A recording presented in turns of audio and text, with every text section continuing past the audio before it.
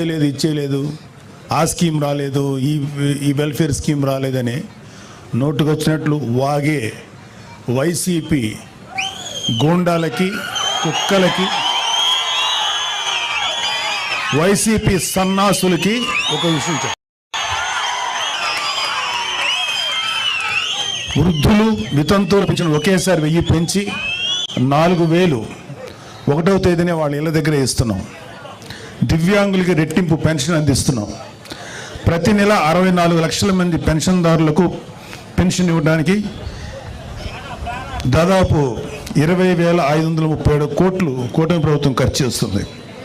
ఏడాదికి 33,000 కోట్లు. 5 ఏళ్లలో 1.60 lakh crores పెన్షన్స్ కోసం ఖర్చు చేస్తుంది. ఇది దేశంలోనే ఒక పెద్ద రికార్డు.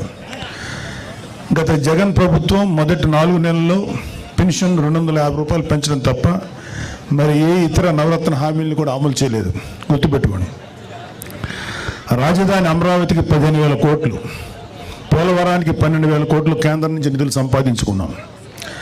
దీపం పథకం ద్వారా 80 లక్షల మంది లబ్ధిదారులకి ఏడాదికి 3 వంట గ్యాస్ సిలిండర్లు అందిస్తున్నాం.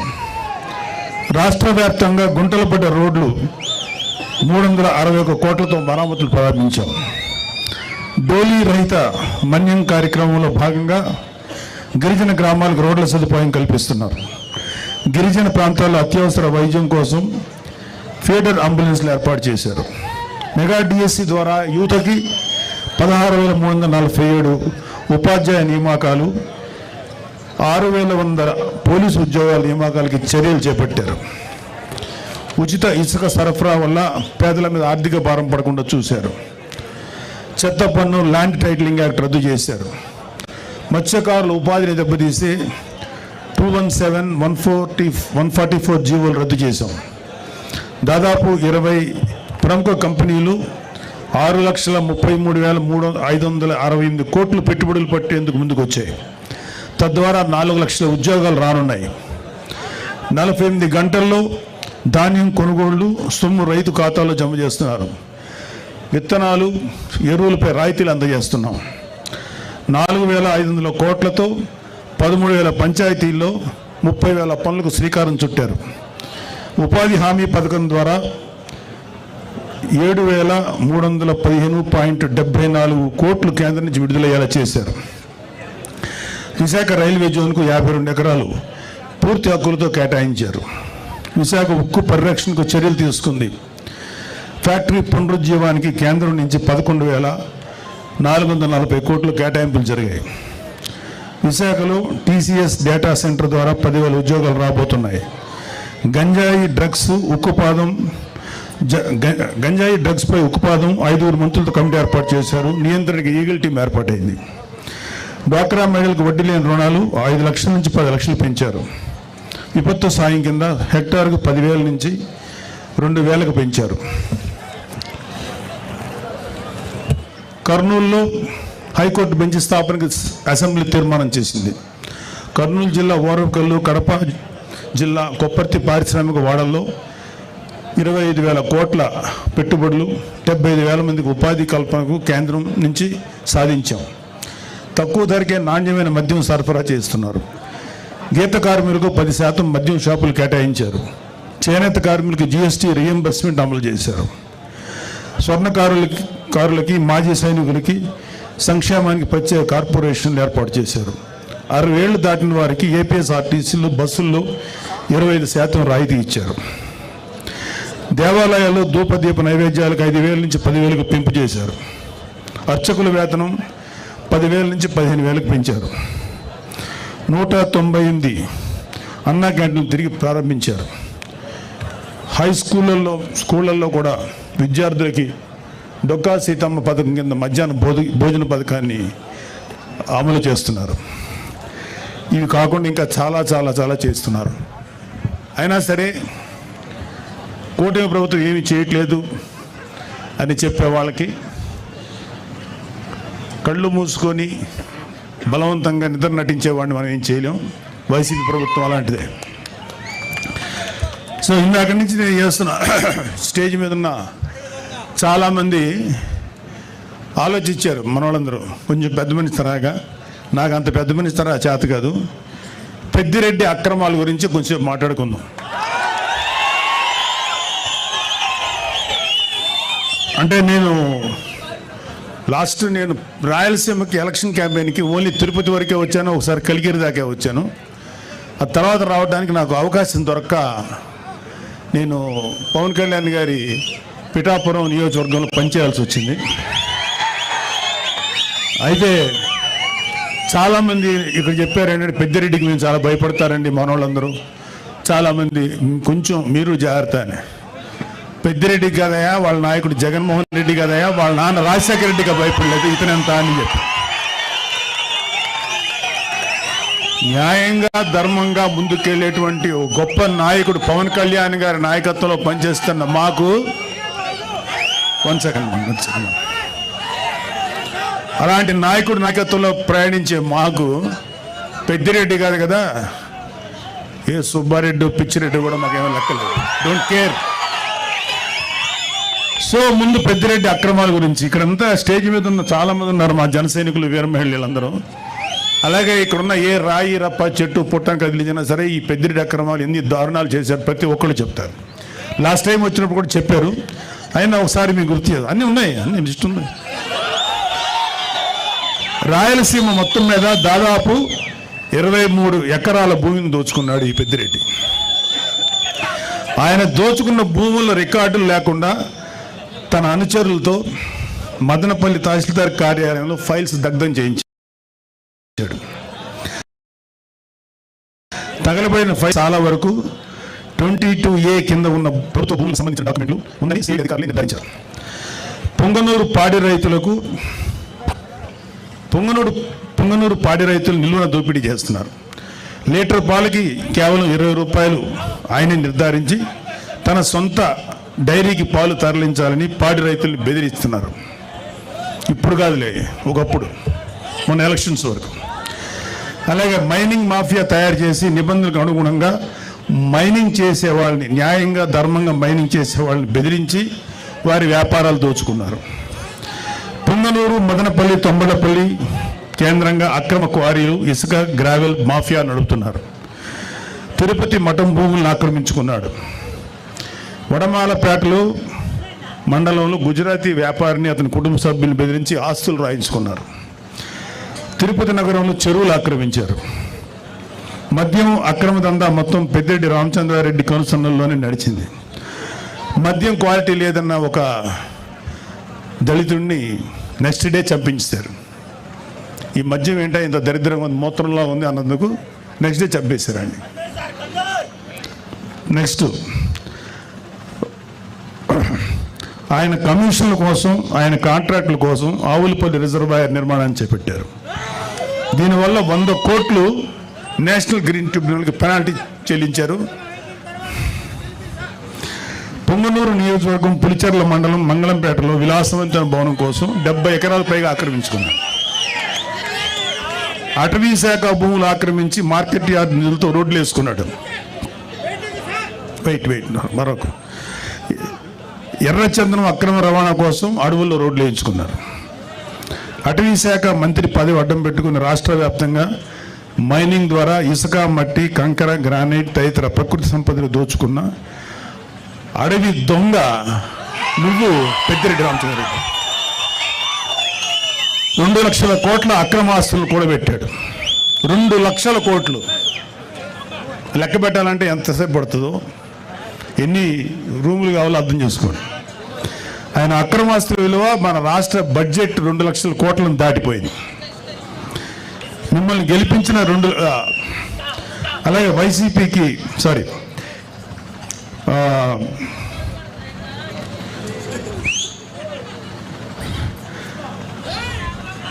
అన్నిటికన్నా సిగ్గుపడాల్సిన విషయం ఏంటంటే ఈ పెద్దిరెడ్డి రామచంద్రారెడ్డి అనే వ్యక్తి దాదాపు 2 లక్షల పైగా ఓట్లు వేసి గెలిపిస్తే శాసనసభకు వచ్చి నీ ప్రజల తరఫున నీ గొంతు వినిపించడానికి ధైర్యం చాలా. నీకు ఎమ్మెల్యే పదవి ఎందుకు? అర్జెంటుగా రాజీనామా చేయాలని మేమందరం డిమాండ్ చేస్తున్నాం. మీకే కాదు, మీ వైసీపీలో 11 మంది ఎమ్మెల్యేలు ఇంక్లూడింగ్ మీ నాయకుడు జగన్ రెడ్డి కూడా గెలిచి ఎందుకు మీరు శాసనసభకు రాలేకపోతున్నారు? ఎందుకు మీ వాయిస్ వినిపించలేకపోతున్నారు? భయం. అంటే మీరు అధికారంలో 150 సీట్లు వచ్చినప్పుడు నోటికి వచ్చినట్టు బిహేవ్ చేశారు, ప్రజల జీవితాలతో ఆడుకున్నారు. ఇక్కడ ఎవరిని ఇక్కడ అతని బాధ్యతలు ఇక్కడ ఇంకా ఉన్నారు. టైం లేక వాళ్ళతో మాట్లాడే అవకాశం మాకు లేదు, మాట్లాడించే అవకాశం రాలా. మీకు సిగ్గు, అభిమానం, ధైర్యం ఉంటే వచ్చి మీ గొంతు శాసనసభలో వినిపించండి. యూట్యూబర్లతోటి యూట్యూబ్లోను తర్వాత న్యూస్ ఛానల్స్లో మాట్లాడటం కాదు. ఇంక్లూడింగ్ జగన్ రెడ్డికి చెప్తున్నాం, వచ్చి నీ వాయిస్ శాసనసభలో వినిపించు. ఇచ్చేయలేదు, ఆ స్కీమ్ రాలేదు, ఈ వెల్ఫేర్ స్కీమ్ రాలేదని నోటుకు వచ్చినట్లు వాగే వైసీపీ గూండాలకి, కుక్కలకి, వైసీపీ సన్నాసులకి ఒక విషయం చెప్పాలి. వృద్ధులు, వితంతువులు పెంచిన ఒకేసారి 1000 పెంచి 4000 1వ తేదీనే వాళ్ళ ఇళ్ళ దగ్గర ఇస్తున్నాం. దివ్యాంగులకి రెట్టింపు పెన్షన్ అందిస్తున్నాం. ప్రతి నెల 64 లక్షల మంది పెన్షన్దారులకు పెన్షన్ ఇవ్వడానికి దాదాపు 20,537 కోట్లు కూటమి ప్రభుత్వం ఖర్చు చేస్తుంది. ఏడాదికి 33,000 కోట్లు. 5 ఏళ్లలో 1.60 lakh crores పెన్షన్స్ కోసం ఖర్చు చేస్తుంది. ఇది దేశంలోనే ఒక పెద్ద రికార్డు.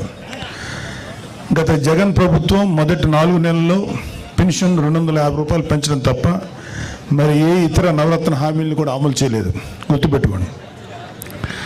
రాజధాని అమరావతికి 15,000 కోట్లు, పోలవరానికి 12,000 కోట్లు కేంద్రం నుంచి నిధులు సంపాదించుకున్నాం.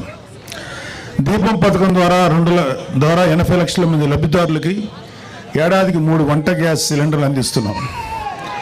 రాష్ట్ర వ్యాప్తంగా గుంటలు పడ్డ రోడ్లు 361 కోట్లతో మరామతులు ప్రారంభించాం.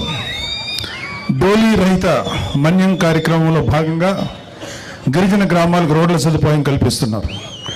గిరిజన ప్రాంతాల్లో అత్యవసర వైద్యం కోసం ఫీడర్ అంబులెన్స్లు ఏర్పాటు చేశారు. మెగా డిఎస్సి ద్వారా యువతకి 16,347 ఉపాధ్యాయ నియామకాలు, 6,100 పోలీసు ఉద్యోగాల నియామకాలకి చర్యలు చేపట్టారు. ఉచిత ఇసుక సరఫరా వల్ల పేదల మీద ఆర్థిక భారం పడకుండా చూశారు. చెత్త పన్ను, ల్యాండ్ టైటిలింగ్ యాక్ట్ రద్దు చేశారు.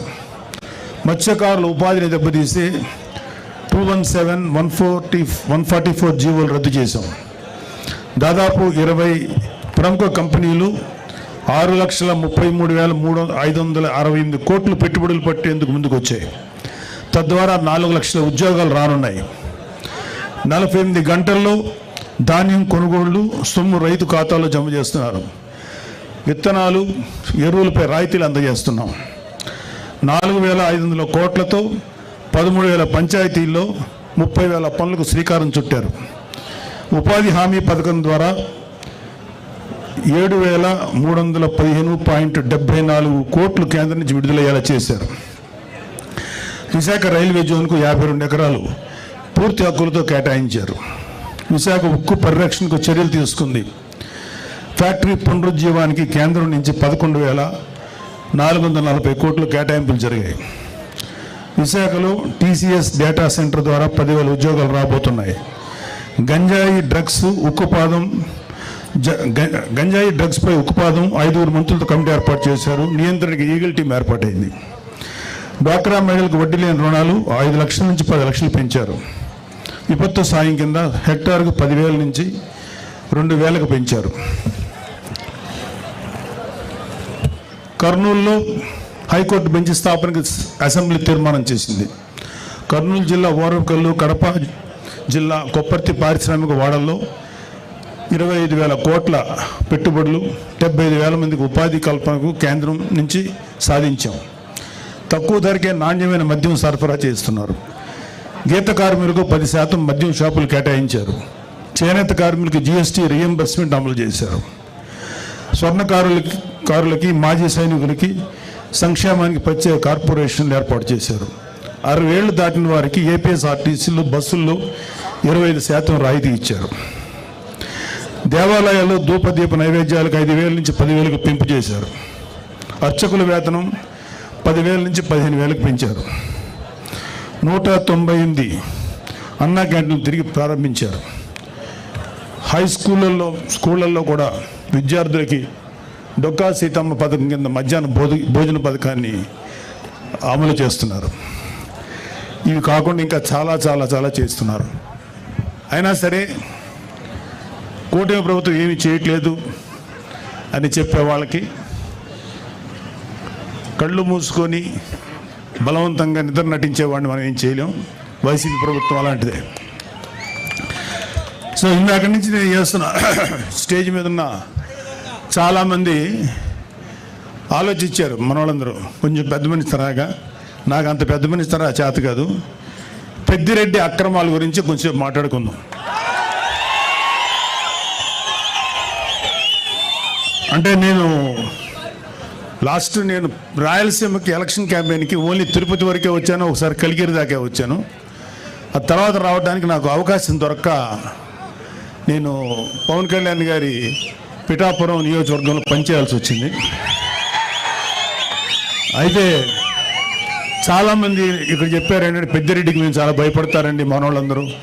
చాలామంది కొంచెం మీరు జాగ్రత్త అని.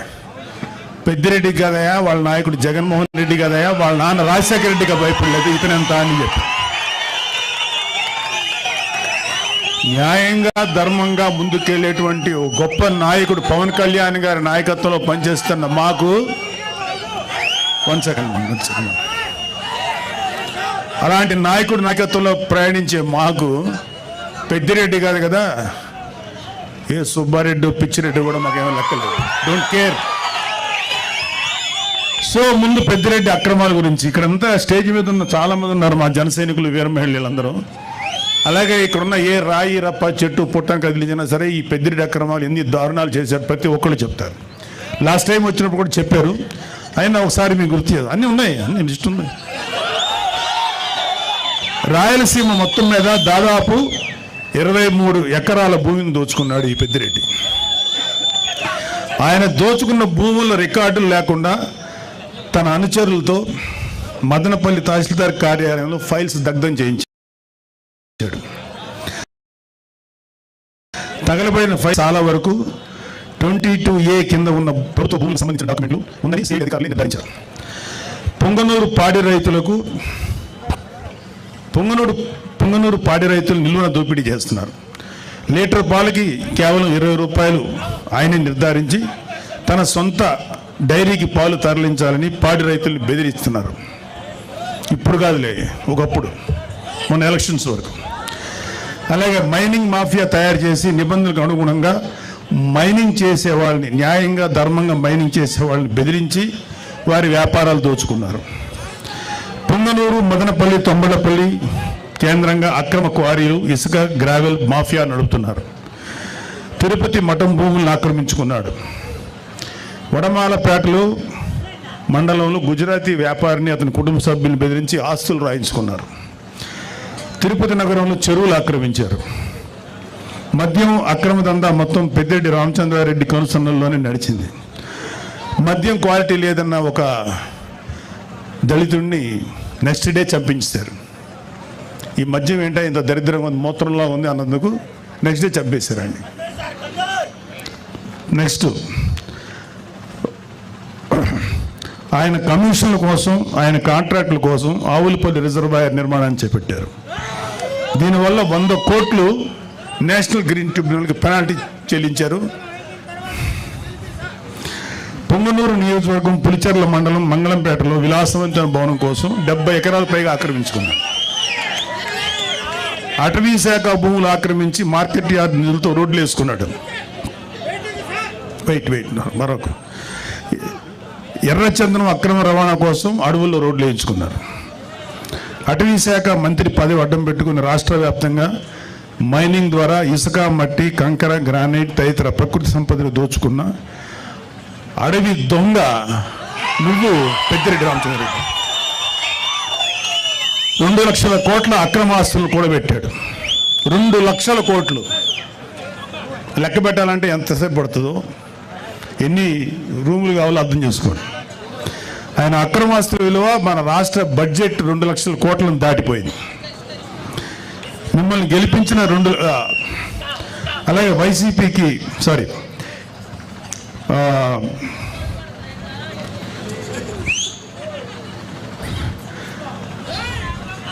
అన్నిటికన్నా సిగ్గుపడాల్సిన విషయం ఏంటంటే ఈ పెద్దిరెడ్డి రామచంద్రరెడ్డి అనే వ్యక్తి దాదాపు 2 లక్షల పైగా ఓట్లు వేసి గెలిపిస్తే శాసనసభకు వచ్చి నీ ప్రజల తరఫున నీ గొంతు వినిపించడానికి ధైర్యం చాలా. నీకు ఎమ్మెల్యే పదవి ఎందుకు? అర్జెంటుగా రాజీనామా చేయాలని మేమందరం డిమాండ్ చేస్తున్నాం. నీకే కాదు, మీ వైసీపీలో 11 మంది ఎమ్మెల్యేలు ఇంక్లూడింగ్ మీ నాయకుడు జగన్ రెడ్డి కూడా గెలిచి ఎందుకు మీరు శాసనసభకు రాలేకపోతున్నారు? ఎందుకు మీ వాయిస్ వినిపించలేకపోతున్నారు? భయం. అంటే మీరు అధికారంలో 150 సీట్లు వచ్చినప్పుడు నోటుకు వచ్చినట్టు బిహేవ్ చేశారు, ప్రజల జీవితాలతో ఆడుకున్నారు. ఇక్కడ అతని బాధితులు ఇక్కడ ఇంకా ఉన్నారు. టైం లేక వాళ్ళతో మాట్లాడే అవకాశం మాకు లేదు, మాట్లాడించే అవకాశం రాలా. మీకు సిగ్గు, అభిమానం, ధైర్యం ఉంటే వచ్చి మీ గొంతు శాసనసభలో వినిపించండి. యూట్యూబ్లోను తర్వాత న్యూస్ ఛానల్స్లో మాట్లాడటం కాదు. ఇంక్లూడింగ్ జగన్ రెడ్డికి చెప్తున్నాం, వచ్చి నీ వాయిస్ శాసనసభలో వినిపించు. ఇచ్చేయలేదు, ఆ స్కీమ్ రాలేదు, ఈ వెల్ఫేర్ స్కీమ్ రాలేదని నోటుకు వచ్చినట్లు వాగే వైసీపీ గోండాలకి, కుక్కలకి, వైసీపీ సన్నాసులకి ఒక విషయం చెప్పు.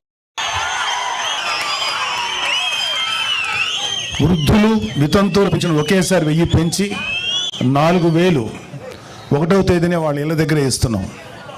దివ్యాంగులకి రెట్టింపు పెన్షన్ అందిస్తున్నాం. ప్రతి నెల 64 లక్షల మంది పెన్షన్దారులకు పెన్షన్ ఇవ్వడానికి దాదాపు 20,537 కోట్లు కూటమి ప్రభుత్వం ఖర్చు చేస్తుంది. ఏడాదికి